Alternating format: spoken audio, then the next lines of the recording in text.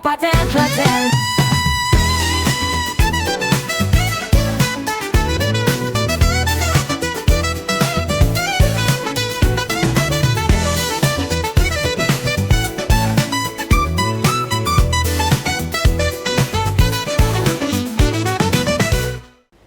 Assalamualaikum warahmatullahi wabarakatuh. Selamat malam dan salam sejahtera bagi kita semua.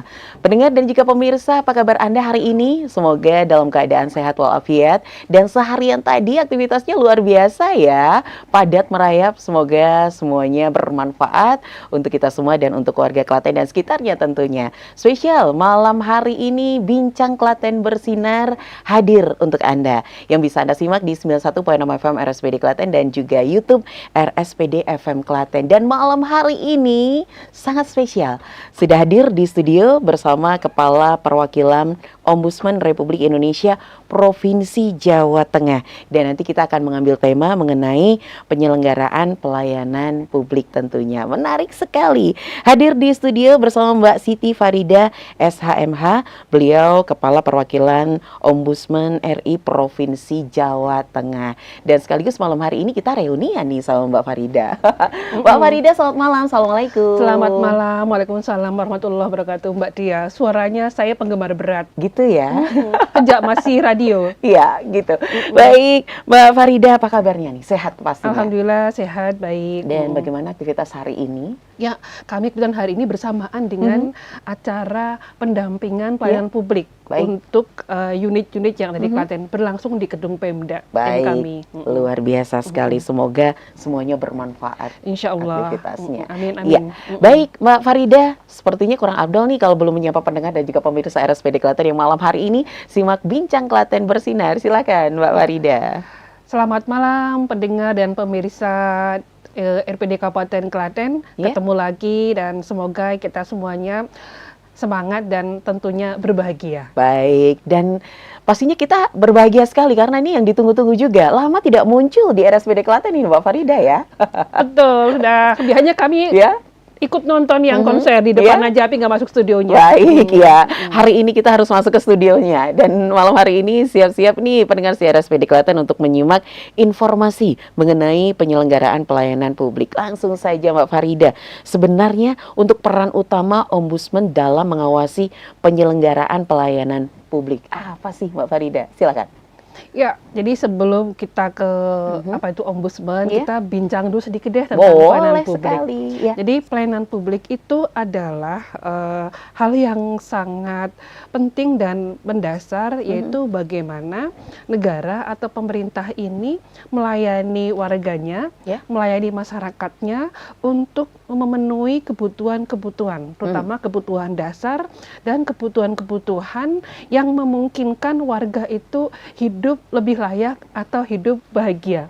Sehingga tadi kami sebutkan semoga berbahagia. Betul. Jadi salah satu jalan untuk menuju kebahagiaan adalah dengan pemenuhan pelayanan publik. Jadi kalau semua orang itu berbahagia, maka semua orang pasti membutuhkan pelayanan publik. Nah, pertanyaannya, pelayanan publik seperti apa yang bisa membahagiakan kita semua? Baik. Nah, untuk itulah Ombudsman hadir bersama-sama melakukan pengawasan dan berkolaborasi supaya apa? Supaya pelayanan publiknya baik, berkualitas, dan warganya berbahagia. Maksimal tentunya. Iya, baik. Mbak Farida, langsung saja untuk peran utamanya tadi pastinya sudah disampaikan ya. Seperti itu. Kemudian jenis instansi ini pastinya atau lembaga yang masuk dalam objek pengawasan Ombudsman. Iya, tadi kan kehadiran kami utama adalah untuk melakukan pengawasan. Nah, pengawasan Ombudsman dengan cara apa? Apakah dengan cara menakut-nakuti atau seperti misalnya Pak Polisi menangkap atau menahan seperti KPK? Berbeda, tidak. Jadi Ombudsman ketika melakukan pengawasan kepada nanti lembaga-lembaga adalah dengan cara-cara kami sebutkan dengan cara-cara yang persuasif atau bahkan juga dengan cara-cara yang progresif, yaitu bagaimana kita berinisiatif untuk melakukan pencegahan. Yang diawasi adalah semua pemerintah daerah, pemerintah pusat, lembaga, badan, BUMN, BUMD, lalu juga swasta Baik. yang itu menyelenggarakan kegiatan yang bersumber keuangan negara. Ya. Apakah itu APBN ataupun APBD. Jadi misalnya ada rumah sakit swasta, Ya. tapi dia menyelenggarakan pelayanan BPJS Kesehatan, maka termasuk yang diawasi. Sekolah swasta, di Ya. situ juga mengelola BOS yang sumbernya dari APBN, APBD, maka juga diawasi. Baik. Pemerintah daerah pasti karena sangat banyak menyelenggarakan pelayanan publik. Jadi kami mengawasi semua lembaga, badan, kementerian, pemerintah pusat, daerah, provinsi, kabupaten, kota yang itu menyelenggarakan kegiatan yang sumbernya dari APBN atau APBD. Baik, kalau tadi benar sekali dikatakan ya, mengawasi, dan ini bukan menakut-nakuti, karena di awal tadi kita sudah menyampaikan bahagia. Bahagia, iya. Kalau ditakut-takuti nggak akan jadi bahagia, Mbak Dia. Benar sekali, Betul, benar iya. sekali, Mbak Farida. Kemudian Ombudsman ini untuk mendefinisikan atau mengkategorikan ini ya, suatu tindakan ini sebagai maladministrasi ini, seperti apa?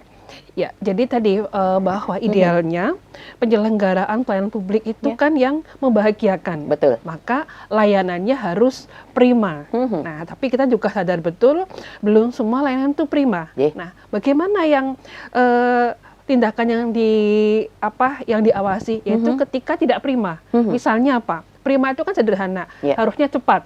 Ternyata tidak cepat. Misalnya menunda-nunda. Betul. Itu kan cukup sering ya. Jadi katanya jadi sehari jadi, ternyata sampai berhari-hari. Oh, ini berkaitan dengan waktu ini iya, pasti. itu berarti tidak baik, tidak prima. Atau kalau dalam bahasa ombudsman, maladministrasi. Yes.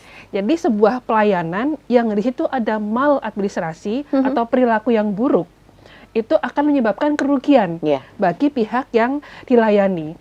Atau bahkan kerugian tidak hanya material loh Ibu, non material juga ada. Misal sederhana sekali, kami pernah, dan itu baru saja terjadi, ada seorang siswa yang datanya tidak sesuai, sehingga tidak bisa melanjutkan ke SPMB jenjang berikutnya. Akhirnya harus rugi setahun. Dia haknya tidak terpenuhi, jadi merugikan. Nah, kenapa bisa terjadi?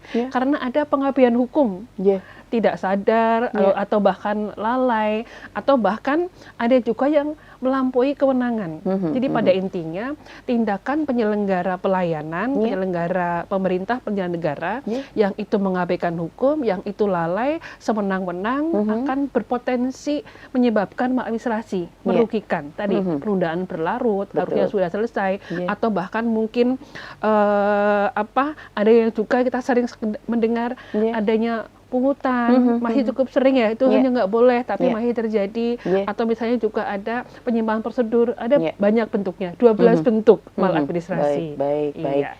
Menarik sekali kalau tadi dikatakan ini pengalaman yang baru-baru ini, ada siswa yang SPMB-nya mungkin terhenti, tidak bisa melanjutkan lagi. Baik. Dari pengalaman tersebut, ini apa yang sudah dilakukan ini? Ya, kalau di ombudsman misalnya tadi pihak yang dirugikan pasti kan ya kecewa, marah, kadang-kadang wah saya mau agar petugasnya katakanlah dihukum, atau misalnya bahkan ada yang menggunakan pasal pidana, ada memang. Tapi kalau untuk konteksnya pelayanan publik adalah kita fokus bagaimana anak itu tetap bisa sekolah. Nah, maka kami berkoordinasi dengan dinas terkait, dinas pendidikan, bagaimana agar anak ini meskipun tidak bisa masuk negeri, tolong dong difasilitasi untuk sekolah di swasta, tapi dengan pendampingan. Misalnya orang tuanya memang dari keluarga tidak mampu, maka pemerintah harus hadir melalui katakanlah bantuan tadi. Kenapa? Karena tadi ada maladministrasi, ada hal yang dirugikan, maka pemerintah harus hadir untuk memulihkan kerugian dalam pelayanan publik. Itu yang menjadi fokus utama kami, bukan menghukumnya, tapi kemudian bahwa harus ada evaluasi, itu penting supaya nggak terulang ke depan. Kenapa bisa terjadi? Gitu. Evaluasi dan solusinya ditemukan pastinya. Harus ada solusinya, karena kalau nggak ada solusinya, nanti tidak ada pelayanan. Terhenti pastinya. Ya, pendengar dan juga pemirsa, terima kasih kebersamaan Anda yang malam hari ini baru saja bergabung, mungkin baru pulang aktivitas, mungkin ada ya. Ya, pastikan 91.6 FM RSPD Klaten dan juga YouTube RSPD FM Klaten bisa menemani jam istirahat maupun aktivitas Anda saat ini. Baik, Bincang Klaten Bersinar yang bisa Anda simak setiap hari hari hari Selasa malam ya. Baik, lanjut lagi kita Bu Farida, semakin asik lagi nih ya pastinya ya. Tapi kita tetap ngobrol santai aja karena kita juga bahagia dan cantik-cantik pastinya. Ya Bu Farida, kemudian prosedurnya ini ya, prosedur ataupun tahapan bagi masyarakat untuk melaporkan dugaan pelanggaran pelayanan publik ke Ombudsman seperti apa? Ini yang tadi kami sampaikan. Jadi karena pelayanan publik itu kan terkait dengan hampir semua aspek kehidupan kita ya. Nah, maka sebenarnya pelayanan publik itu juga ada di dekat kita semuanya. Kita semuanya pasti membutuhkan. Misal sederhana saja. Tadi katanya cara melapor terkait dengan kesehatan. BPJS kesehatan. Baik. Kalau Mbak Dia ini kan PNS ya, pasti selalu aktif. Tapi ada juga banyak kelompok masyarakat yang ternyata BPJS-nya nggak aktif. Nah, kan harus melapor. Nah, yang spesifik di pelayanan publik, maka yang melapor harus korban langsung. Karena yang mengalami, yang membutuhkan pelayanan. Sehingga nanti jelas tidak lanjutnya. Nah, kadang-kadang, mohon maaf ya, ini tantangan kita ya. Jadi, bukan korban langsung, tapi kemudian mungkin ya, karena peduli dengan pelayanan publik, itu kadang-kadang kita sering mendengarkan memviralkan. Nah, ya ini kita juga apresiasi ya, itu bagian dari katakanlah partisipasi publik. Tapi kalau untuk konteks pelayanan, kita sangat menekankan agar yang menyampaikan laporan adalah korban, orang yang mengalami. Kalau yang mengalami itu kan jelas nanti terukur kerugian yang dialami seperti apa, keinginannya seperti apa, dan termasuk nanti konteks peristiwanya. Nah, misalnya kami di Klaten sebenarnya pernah ada terkait dengan warga yang kesulitan untuk mendapatkan layanan kesehatan karena BPJS tidak aktif. Dia sudah mendekati masa kelahiran, tapi ternyata BPJS tidak aktif.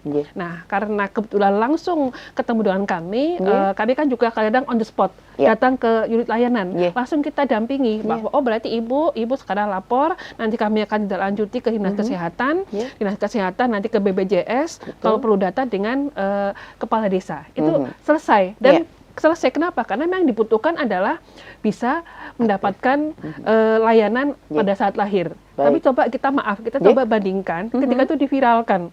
Maka yang terjadi misalnya adalah begini, Pemda Klaten tidak peduli dengan begini-begini. Kita sulit untuk nututi layangan pedotnya. Nah, maka kami sangat berharap pada kesempatan yang baik ini, ketika memang nanti mendapati atau mengalami hal-hal terkait pelayanan publik, sangat diharapkan untuk lapor dulu. Nah, lapor dengan kanalnya, kita pastikan di sini juga ada lapor PUB ya, pasti akan ditindaklanjuti. Nah, kalaupun memang akan dipublish ke medsos, itu juga nggak apa-apa. Itu kan bagian dari partisipasi. Tapi kami sangat berharap, selain diviralkan, tetap harus ada kanal disampaikan ke pengaduan supaya kita tahu betul bagaimana cara menyelesaikan, siapa yang harus dilayani, dan maaf kalau ada yang salah, siapa yang harus kita evaluasi. Ini pentingnya. Jadi viralkan, monggo, kita nggak melarang orang memviralkan, tapi tolong juga disampaikan kanalnya, bisa melalui lapor bupati atau kalau ombudsman, silahkan lapor ke ombudsman. Baik, intinya di sini untuk prosedur ini adalah sebisa mungkin adalah korbannya. Kalaupun itu yang memviralkan, nanti sepertinya juga kalau menurut saya pribadi ini nanti juga diviralkan juga, solusi terbaiknya sudah ditemukan. Harus juga, jangan hanya di awalnya saja. Ada banyak edukasi. Tapi gini, kalau korban itu mungkin kadang-kadang kita juga paham, apakah itu mungkin ibu hamil, anak-anak kan tidak bisa, maka boleh juga dikuasakan. Dikuasa bukan seperti advokat ya, pokoknya siapa yang ditunjuk, bisa juga tetangganya, bisa mungkin keluarga jauh, yang penting ada surat kuasa. Karena itu adalah penting. Ini adalah, ini yang menjadi korban, kemudian korban itu menguasakan kepada persoalan tertentu. Itu tidak sulit ya, tidak harus pengacara yang mendapatkan kuasa, hanya butuh tanda tangan dan tidak harus berbaterai. Baik Bu Farida. Kemudian untuk syarat material ataupun formil ini yang harus dipenuhi oleh pelapor ataupun laporan seperti apa? Ya sederhananya ya. Jadi kalau untuk syarat formil kan memang tadi ya harus ketika orang memang menyampaikan laporan, kalau itu bukan peristiwa yang katakanlah darurat atau genting atau harus segera, itu harus ada identitas. Jadi identitas itu dibutuhkan. Bisa juga tetap dirahasiakan bisa, tapi untuk ombudsman tetap memerlukan. Ada identitas. Terus yang kedua harus peristiwanya belum ada 2 tahun. Iya. Karena kan kalau udah lewat 2 tahun, ini namanya di kami namanya kedaluarsa. Oh, Udah iya. dari 2 Baik. tahun nggak boleh. Terus yang berikutnya juga tidak boleh sedang menjadi objek pemeriksaan di pengadilan. Karena sederhananya Ya. ombudsman itu dibentuk adalah untuk menyelesaikan hal-hal di luar pengadilan. Ya. Ini kalau satu sudah menjadi objek di pengadilan, tidak bisa dilaporkan ke ombudsman. Ya, Dan baik. juga harus berkaitan dengan pelayanan publik, Mbak Dea. Ya, Jadi ya, baru-baru ya. ini kadang-kadang kami sering menerima, ya mungkin karena bentuk kepercayaan masyarakat ya, Ya. seperti damkar kadang-kadang nggak ada hubungannya, tapi Betul. dilaporkan ke kami. Kami sering, Bu, ini untuk ini aja ya. Ya, ya. Apa biar nggak setegang itu misalnya kami ada laporan tentang perselingkuhan juga ada di kami, Ya. atau kadang-kadang laporan terkait dengan percekcokan dengan tetangga, itu bukan masuk pelayanan publik. Jadi Baik, harus terkait dengan pelayanan publik tadi, yaitu kegiatan pemerintah yang terkaitan dengan kegiatan-kegiatan pemenuhan layanan masyarakat. Baik, menarik sekali Bu Farida kalau tadi dikatakan ini adalah mungkin kasus yang sudah 2 tahun lewat itu tidak bisa kasus sudah kadaluarsa. Betul. Mungkin bisa diinformasikan nih pada masyarakat Kabupaten Klaten maupun pendengar dan pemirsa seperti apa ini untuk agar kasus tersebut ini kadaluarsanya sampai kapan masanya? Iya, Bagaimana? jadi misalnya begini, ada sering kami temui, jadi misalnya ada layanan kependudukan. Nah, layanan kependudukan kan misalnya akta kematian, yang sering ya. Jadi sudah peristiwa meninggalnya sudah 2 tahun, tapi kemudian terlewati dan kita akan sulit, tapi kita tetap membuka ruang adalah dia dengan menyampaikan upaya pengaduan. Jadi bahwa kami membutuhkan layanan seperti ini, tapi sudah 2 tahun, maka argo 2 tahun akan kita hitung per upaya tadi. Tetap ada pintunya. Tapi kadang-kadang juga kalau udah lewat 2 tahun ada kesulitan. Kenapa? Karena mungkin aturannya sudah berubah. Kenapa 2 tahun? Mungkin juga yang paling sering terjadi sudah berubah juga instansinya. Karena kan kita paham yang namanya tata kelola pemerintahan kan juga dinamis, baik nomenklaturnya, aturannya. Nah, sehingga sebaiknya sebelum 2 tahun tetap harus dilaporkan. Ya, baik. Dan sepertinya akan lebih menarik lagi, tapi kita jeda dulu saat Bu Farida. Baik pendengar dan pemirsa, kita jeda dulu sebentar. Anda bisa menyaksikan iklan lain masyarakat dan pesan-pesan berikut ini. Stay tuned, 91.6 FM. Radio Siaran Publik Daerah Kabupaten Klaten.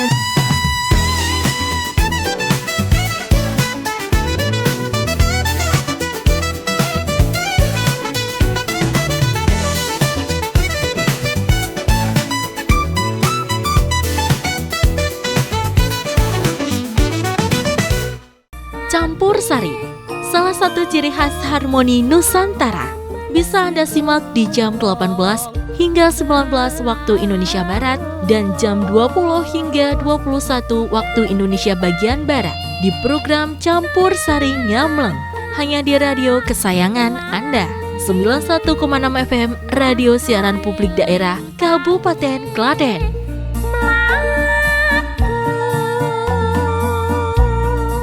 Penasaran dengan penampilan anak-anak TK lewat penampilan nyanyi mereka? Dunia Anak, setiap hari Senin, Rabu, dan Jumat, pukul 8:30 sampai 9 waktu Indonesia Barat, hanya di radio kesayangan Anda. 91,6 FM Radio Siaran Publik Daerah Kabupaten Klaten, serta di channel YouTube RSPD FM Klaten.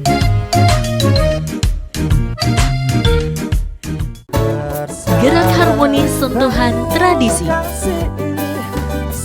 langgam keroncong pop Jawa. Setiap hari pukul 15 hingga 16 waktu Indonesia Barat. Hanya di radio kesayangan Anda. 91,6 FM Radio Siaran Publik Daerah Kabupaten Klaten.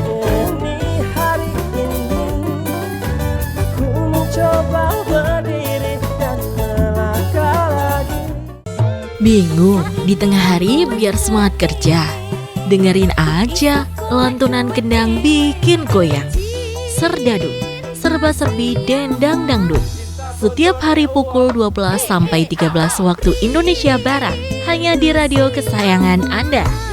91,6 FM Radio Siaran Publik Daerah Kabupaten Klaten.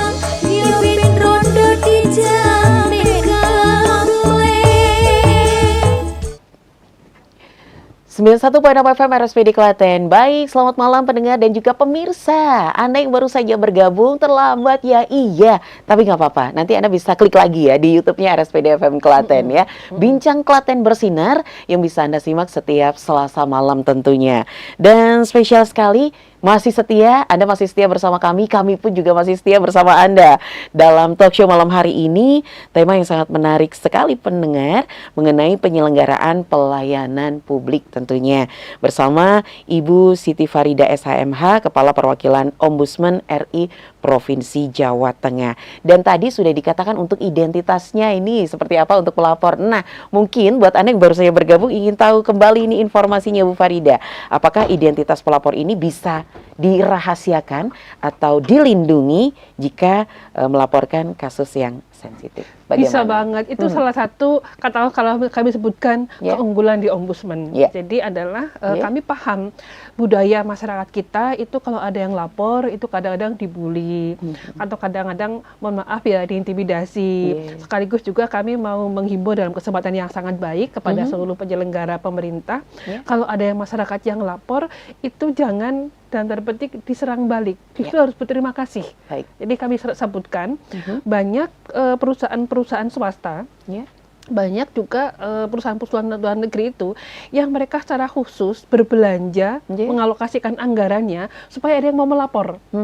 Jadi kalau ada yang melapor bahkan diberikan reward. Karena apa? Laporan itu merupakan feedback yang paling jujur. Nah, sehingga sekali lagi kenapa masyarakat dirahasiakan? Karena takut.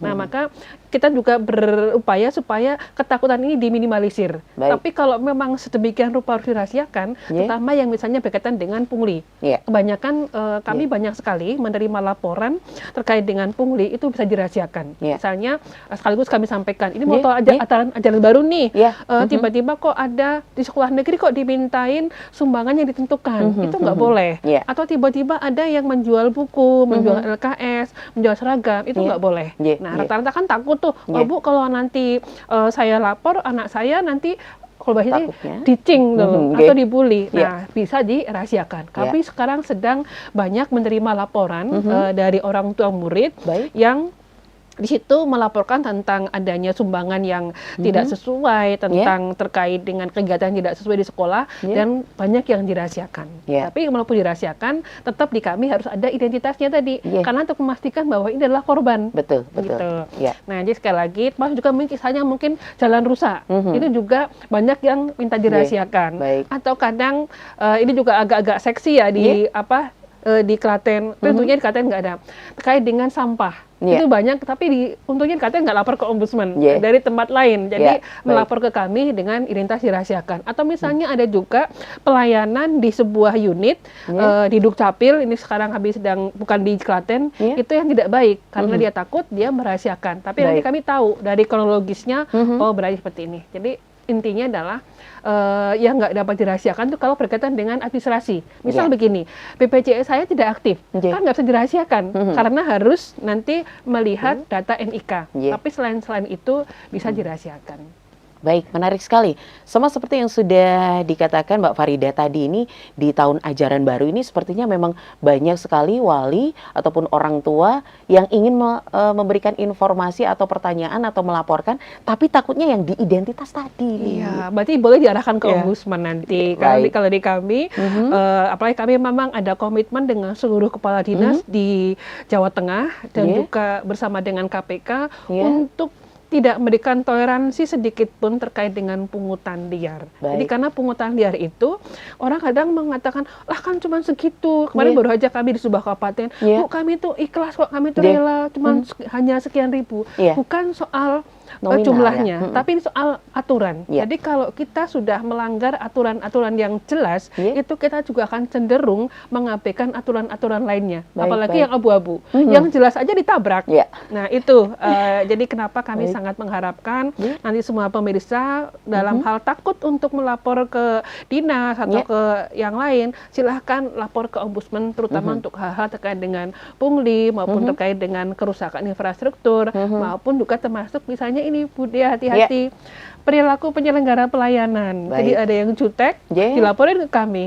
terkait dengan misalnya di puskesmas. Ibu. Oh banyak, puskesmas, kemudian Iya. juga ada di kantor-kantor layanan langsung. Iya. Nanti Polres nih terakhir, Baik. ada yang dilaporin karena Iya. jutek. Gitu untuk petugasnya ya. Tugasnya jutek kan nggak boleh, nggak prima namanya. Kalau untuk di Kabupaten Klaten sendiri seperti apa ini, Kalau Mbak untuk di Farida? Klaten, laporan yang memang cukup banyak terkait dengan pendidikan. Baik. Jadi kemarin ada beberapa laporan sekaligus kami sampaikan Iya. penahanan ijazah. Baik. Itu tidak boleh. Iya. Jadi apapun kondisinya, meskipun sekolah swasta, Iya. apalagi sekolah negeri ya, Iya. kadang memang ada orang tua yang belum menyelesaikan kewajiban Baik. administrasi atau pembiayaan. Iya. Tapi itu nggak boleh ditahan. Kenapa? Karena itu hak anak. J. Sementara kalau biaya itu kan tanggung jawab orang Orang tua. tua. Nah, maka kami juga berkoordinasi dengan Dinas Pendidikan Kabupaten Klaten, sangat Iya. baik, langsung istilahnya gercep ya, langsung Iya. gercep, koordinasi, akhirnya bisa dipahami bahwa tetap diberikan Iya. haknya, tapi kewajibannya juga dipenuhi dengan Baik. cara mungkin ada yang mengangsur, bahkan kalau memang betul-betul nggak punya, kami koordinasi dengan Basnas Iya. untuk memberikan santunan. Betul. Tapi intinya tidak boleh ada anak di Kabupaten Klaten yang ijazahnya ditahan. Kenapa? Kalau ijazah ditahan itu kan dia nggak bisa lanjut Baik. ke berikutnya. Atau Betul. kalau misalnya dia SMA nggak bisa bekerja, Baik, iya, maka iya. akan menimbulkan masalah baru. Mhm. Kalau dia bekerja, dia dapat uang. Iya. Mungkin juga kalau dia sekolah, dia pinter, nanti akan ada kesempatan berikutnya. Tapi kalau Baik. ijazahnya ditahan, akan berhenti Ya, di situ. untuk ijazah ini haknya anak. Haknya Kemudian untuk menyelesaikan administrasinya bisa dikomunikasikan Betul. orang tua ini. Termasuk untuk tentunya. sekolah-sekolah yang swasta. Baik. Kalau ya. negeri nggak boleh Iya. sama sekali, nggak ada toleransi kalau negeri itu. Ya, baik. Sekarang mengenai sebuah instansi ini Mbak Farida ya. Apa bentuk sanksi nih ya atau tindakan yang bisa diberikan ombudsman jika sebuah instansi tersebut terbukti melakukan maladministrasi? Sebaiknya jangan sampai ada sanksi ya. Iya. Makanya kita kan pendekatan di ombudsman untuk ini, kita cegah dulu. Ye. Kalau dicegah kok ya bahasanya merucut kok gendongan Mbak Dia. Ye. Ya terpaksa tadi kita akan memberikan istilahnya tindakan korektif, Ye. perbaikan kepada atasan Ye. agar sanksi apa yang memang tepat Betul. sesuai Ye. dengan ketentuan perundang-undangan. Tapi sekali lagi Ye. kita tidak mengutamakan sanksi. Iya. Karena kalau kita guyon begini Mbak Dia, Ye. kalau semua yang melanggar pelayanan itu disanksi, Iya. semuanya bisa kena loh. Nah, nanti siapa yang melayani? Kalau Betul semuanya sekali, makanya sanksi itu adalah hal yang sangat terakhir. Iya. Dan sebetulnya kami sangat jarang. Jadi Iya. dari laporan, misalnya kami dari 5 laporan nggak kurang ya, dari 500 sekian. Iya. Yang mentok sampai ada sanksi itu kadang ya mungkin di bawah 10. Nah, kenapa? Karena sebelum kami menyelesaikan pemeriksaan dari instansi itu udah ini tadi bahasa kami progresif, Yeah. melakukan perbaikan Yeah. sehingga tidak ada sanksi. Maka misalnya gini, ini kan kami terus terang aja kami sampaikan, kami sedang menerima agak seksi nih Mbak Dia, Yeah. laporan terkait dengan perubahan alih fungsi lahan. Yeah.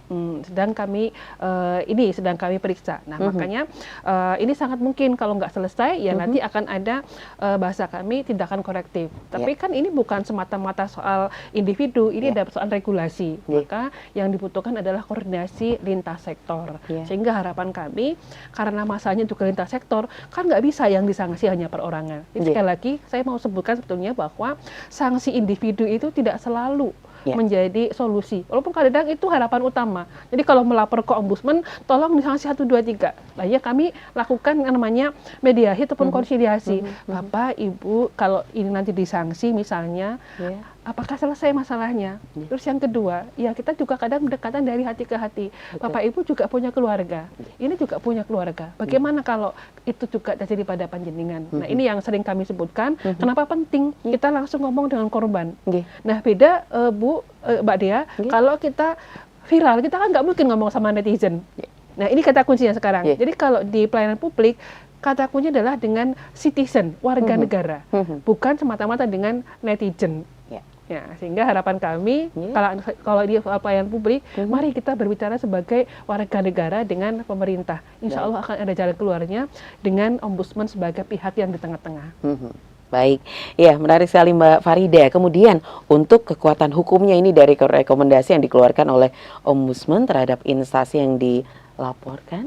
Iya, kalau rekomendasi karena spesifik Klaten ya, itu sebetulnya sangat serius dampaknya. Jadi ada salah satu pasal dalam Undang-Undang Pemerintah Daerah pasalnya 351 itu adalah disebutkan bahwa dalam hal kepala daerah tidak melaksanakan rekomendasi ombudsman, maka akan mendapatkan sanksi dari Kementerian Dalam Negeri berupa untuk mendalami katakanlah masalah perundang-undangan dan tata pemerintahan. Tapi itu kan nggak enak banget ya.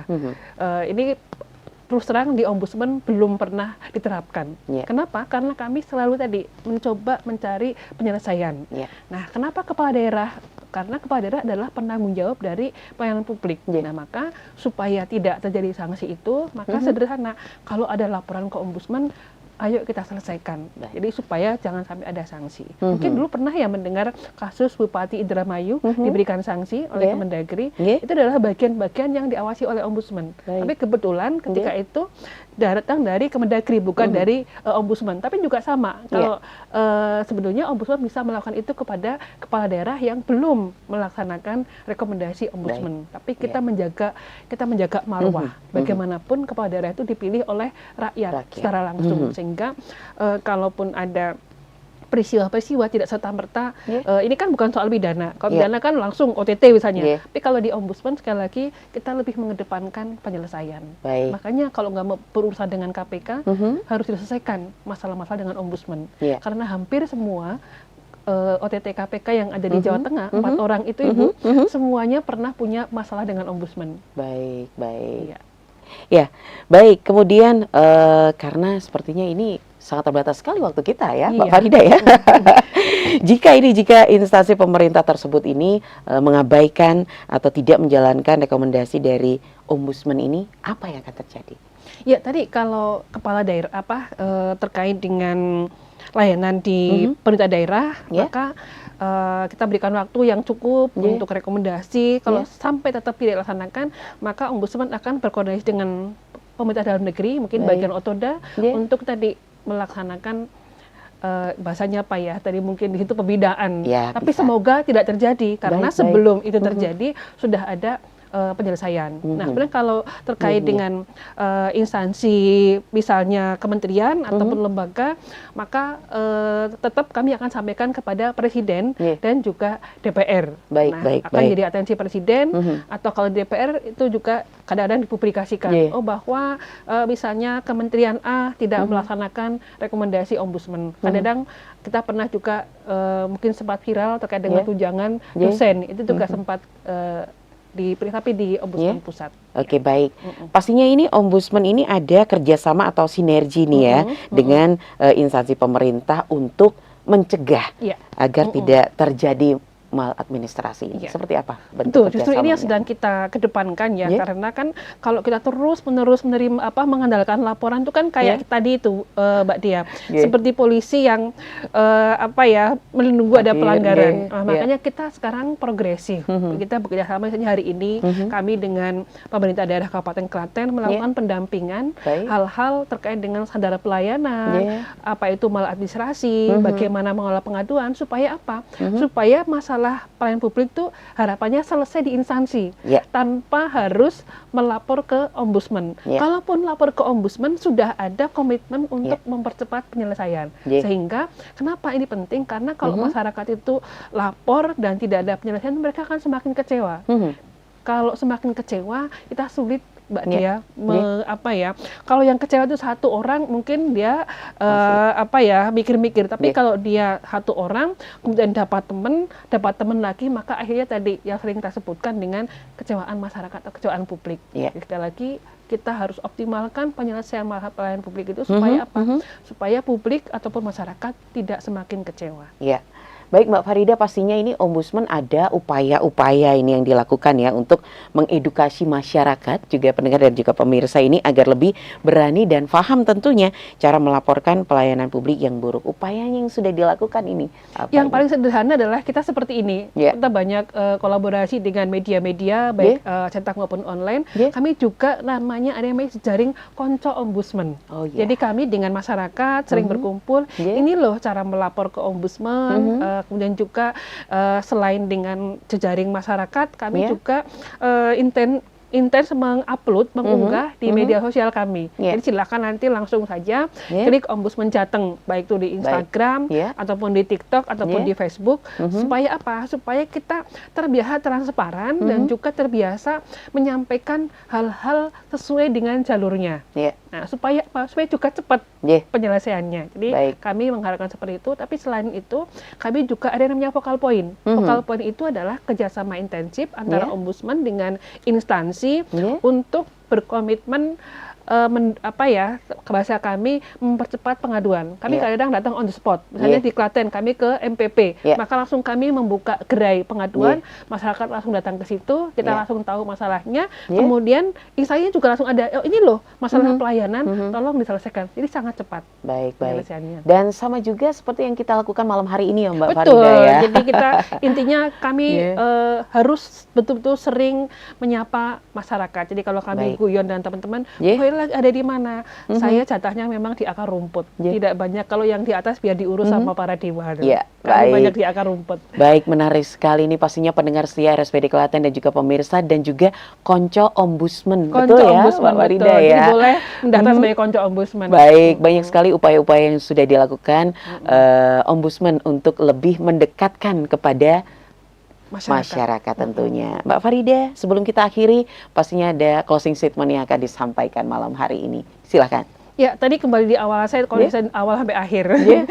Jadi bahwa kita semua pasti ingin bahagia. Yeah. Dan kebahagiaan itu sangat ditentukan oleh bagaimana kualitas pelayanan publik. Jadi kalau pemirsa pendengar sering mendengar mungkin di jurnal-jurnal internasional, di berita-berita internasional bahwa masyarakat yang paling berbahagia adalah masyarakat di Finlandia. Finlandia, di Swedia, atau kalau kita sering sebut dengan negara-negara Skandinavian. Yeah. Finlandia, Swedia, Norwegia, dan seterusnya itu adalah negara yang paling bahagia. Yeah. Kenapa? Karena di sana adalah negara yang paling bagus pelayanan publiknya. Dan jangan lupa, ombudsman itu memang lahir juga di negara-negara Skandinavia, di Swedia tepatnya. Sehingga mungkin pemirsa pendengar agak aneh ya, ombudsman kok, itu adalah di Swedia. Di Swedia adalah negara yang paling berbahagia. Bahkan Amerika saja kalah kalau soal kebahagiaan. Jadi kalau kita mau bahagia, kita harus perbaiki pelayanan publiknya. Dan kenapa di sana bagus pelayanan publiknya? Karena masyarakatnya aktif melaporkan, sangat aktif. Maka kalau kita mau bahagia sama-sama aktif melaporkan, dan penyelenggaranya juga harus terbuka. Jangan alergi dengan lapor, karena itu laporan itulah yang nanti akan kita membahagiakan. Ini yang kami sebutkan dengan relasi masyarakat dan pemerintah yang membahagiakan. Kami sebutkan dengan progresif, partisipatif. Masyarakatnya partisipatif, pemerintahnya progresif. Maka terciptalah iklim yang membahagiakan. Tidak ada OTT, tidak ada penahanan, tidak ada sanksi, karena semua ada solusinya.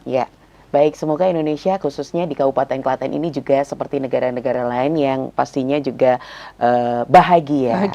Baik, Mbak Farida, waktu yang sangat singkat ini sangat menarik. Semoga lain kesempatan bisa hadir lagi di studio RSPD Klaten memberikan edukasi dari Ombudsman Jawa Tengah untuk yang terbaik Kabupaten Klaten. Atau boleh juga kalau pas ada kopi-kopi darat, kita bisa on the spot. Kita akan buka gerai pengaduan. Baik, sekali lagi terima kasih Mbak Farida kehadirannya di studio RSPD Klaten. Sebenarnya masih pengen lagi dan lagi Mbak Farida ya. Kan soal ini masih bisa ngopi bareng. Baik, dan yang pasti terima kasih untuk kebersamaan Anda. Selamat melanjutkan aktivitasnya. Semoga selalu bahagia, Klaten bahagia. Teman-teman di RSPD Klaten juga bahagia ini pas pastinya. Pas mau ini ya, hari jadi keberapa nih? Hari jadi ke-222 di tahun 2020. Boleh juga misalnya besok tahun yang depan jadikan pelayanan publik sebagai salah satu rangkaian. Karena untuk Klaten bisa jadi keren, harus bagus pelayanan publiknya.